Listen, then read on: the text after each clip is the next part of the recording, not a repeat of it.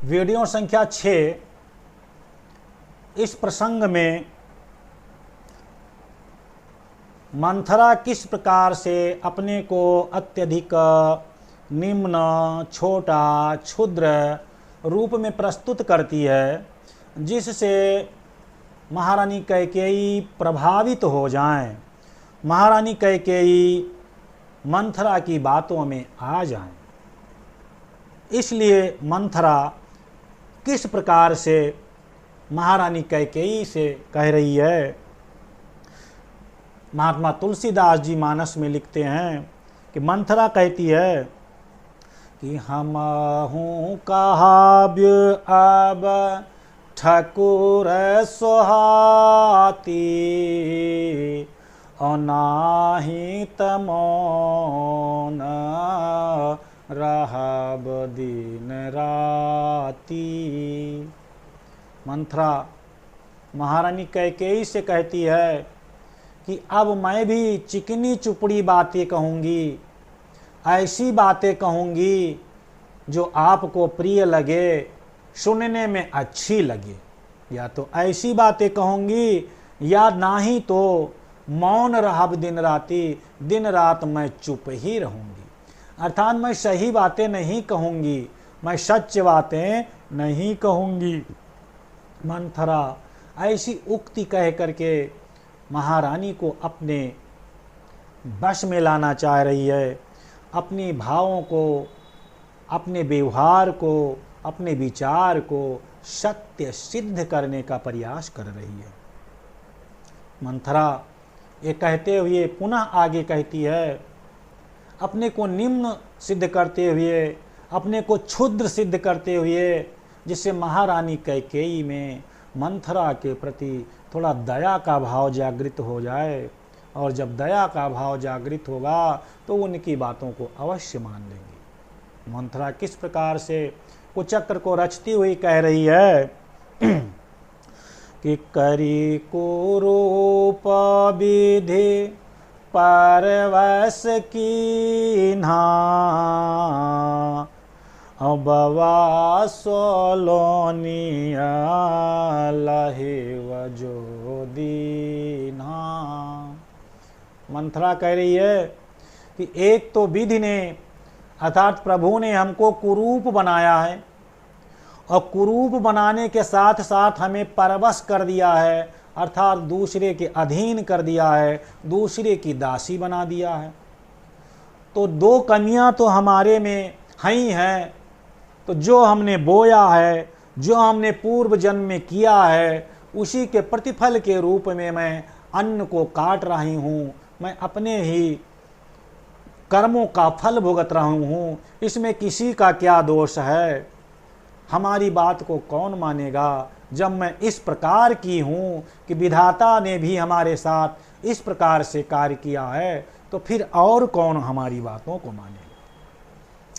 पुनः मंथरा कहती है, महारानी को प्रभावित करने के लिए कह रही है, कुचक्र भरी बातों को कह रही है, छल कपट भरी बातों को कह रही है कि कोने पहो हमाही कहानी, अचेरी छाड़ी अब होब की रानी। मंथरा कह रही है कि हे महारानी कैकेयी, कोई भी राजा हो, इसमें हमारी क्या हानि है?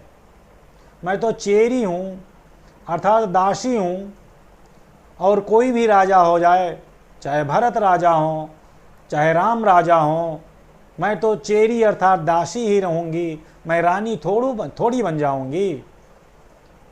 मंथरा अपने इस उक्ति के द्वारा इंगित करती है, संकेत करती है कि महारानी आप सोचिए, यदि भरत जी राजा हो गए तो मैं तो दासी की दासी बनी रह जाऊंगी, उसमें हमारे पद में कोई अवनति नहीं होना है, लेकिन आप महारानी से नीचे आ जाएंगी, आप दासी हो जाएंगी, कौशल्या का पुत्र राजा हो जाएगा तो आप दासी हो जाएंगी। वो कहती नहीं है, लेकिन कोई राजा हो, हमारी क्या हानि है? मैं तो चेरी हूँ, दासी हूँ, इससे छोड़ करके मैं रानी नहीं बनूंगी। इस वाक्य के द्वारा महारानी कैकेयी को संकेत करती है कि आप संकेतों के माध्यम से इस बात को समझें। जब महारानी कैकेयी से मंथरा इस प्रकार की बातें कहती है तो महारानी कैकेयी की वस्तु स्थिति क्या होती है, आप महात्मा तुलसीदास जी लिखते हैं दोहे के रूप में, गूढ़ कपट प्रिय वचन सुनी, तीय आधार बुद्धि जानी। गूढ़ कपट प्रिय वचन सुनी, तीय अधर बुद्धि रानी। सुर माया बस वैरिणी, सुहृद जानी पतियानी। महारानी कैकेयी ने मंथरा के जब इस प्रकार से गूढ़ अर्थात छिपे हुए और कपट युक्त लेकिन सुनने में अत्यधिक प्रिय लग रहे थे, ऐसे प्रिय वचनों को सुन करके अधर बुद्धि अर्थात जिसकी बुद्धि होठों पर रहती है, वो स्त्री स्वरूप महारानी कैकेयी ने सुर बैरिणी देवताओं की माया के वशीभूत जो उनकी वैरिन थी, शत्रु थी मंथरा, उसको अपनी सुहृद समझ गई, जो वास्तव में उनकी शत्रु थी, उनकी वैरिन थी, लेकिन देवताओं के कुचक्र के कारण ऐसा कह रही थी।